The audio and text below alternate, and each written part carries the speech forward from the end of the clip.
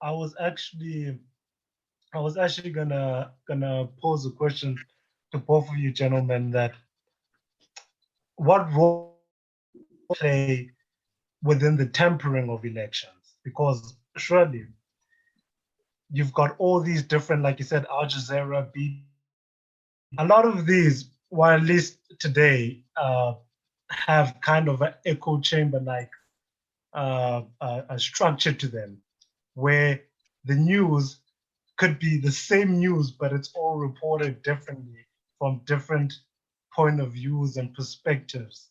Mm. So when it comes to the media, I found it interesting when you talked about how your grandfather, Philani, how your grandfather was kind of consuming all these different news outlets. What was his perspective on what were they all the same, all correct, all saying the same thing, or is that part of the whole, let's say, the social political machine to Mm. have all these different echo chambers, BBC, this, SABC, Al Jazeera, Yeah. CNN, I actually, when you said that, I wanted to ask that question almost directly, but I don't want to cut you.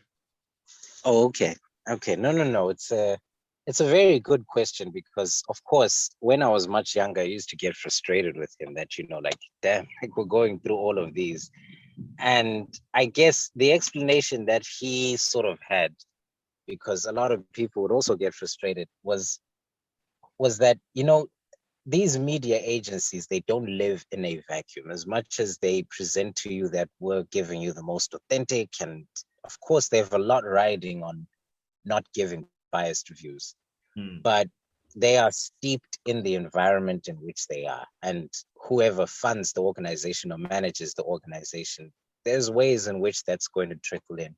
Or even if it's just a reporter and the value system of where they're from and or the organization which they represent and what kind of value system is dominant is going to make them sort of want to present certain things. Now, of course, they may try to get closer to facts, but you'll notice that at that part where it comes to making a judgment of what is it that we're looking at here? You just heard that something happened, and now you start asking the whys. How did it happen? Who's behind certain things? The way that they do that deductive thinking, they can announce an event that, like, there's an explosion here, and all those agencies say there's been rocket shelling in Yeah. Gaza and blah blah blah. They'll report that part. The next part, the analysis now, like, of what's going on, why is it happening? Now that's open to interpretation quite a lot. You can find people, and also he also said that you have to take into account that when they go out there and they're asking people for views and opinions and they're interviewing people, you have to take into account that people also want to be perceived a certain way. So right now, if you go to the Israelis and you give an interview, and you go to the Palestinians and you give an interview, you're going to get two different perspectives. There's no two ways to deal with it, and I guess he had this because he was an English literature enthusiast. So, you know, Yeah. interpretation to him was one of the most important, most subjective things where you have to make your argument heard. So he'd Yeah, seen all of the different ways people interpret poems and interpret Yeah. literature and yeah, Shakespeare Well, and see. I've never met a historian or someone with a deep love of history who also didn't have a deep appreciation of literature. Yeah, yeah, yeah, yeah, yeah. So and also who wasn't opinionated. It's like yeah, it's actually interesting, you know, having your own interpretation Hmm. of a certain event, right? It's like you're watching all these different news outlets, right? But because of your training, your literature training, and with a lot of books, there's nuance, right? You Yeah. actually learn nuance Yeah.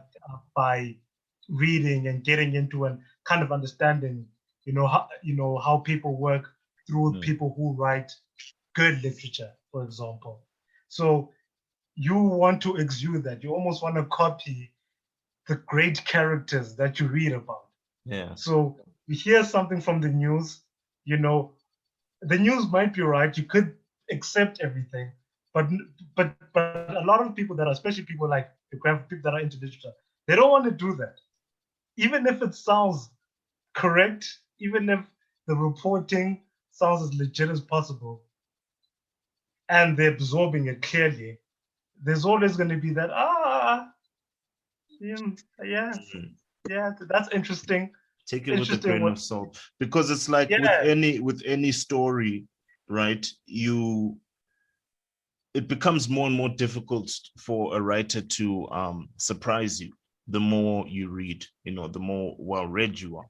And so it's yeah, like when a story or a narrative is presented to you in a story, you take it with a grain of salt, because you know that like there could be a different perspective to this, especially well, with those great epic stories. They always yeah, present a lot of the same events through different perspectives in order to give you that perspective of what's actually going on. So when you hear about something, because one thing I notice in particular about the media today is that, like, wow, man, some of these guys just have no decorum, dog. Like, they'll take a small story about one thing and blow it up and talk and go on a tangent, you know what I'm saying, so that they can present the story through the perspective that they hold. And it's like, when I was a kid, we did like some sort of like news presentation thing for class. And one of the things that they stressed to us was like, to be a news anchor, you need to have a neutral expression.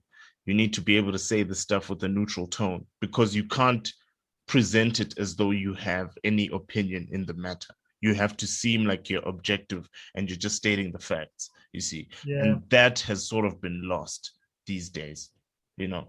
And so it's like, of course, a lot of people don't trust the news. It's very clear that these media outlets are in competition. They're here to present subjective perspectives. And it's like the same thing with that, with that show. There's a Netflix show about hybrids, Sweet Tooth, I think it's called. And there was a lot of uproar over the fact that I think it was the New York Times, on the front page, there was this story about how hybrids are being born in the world.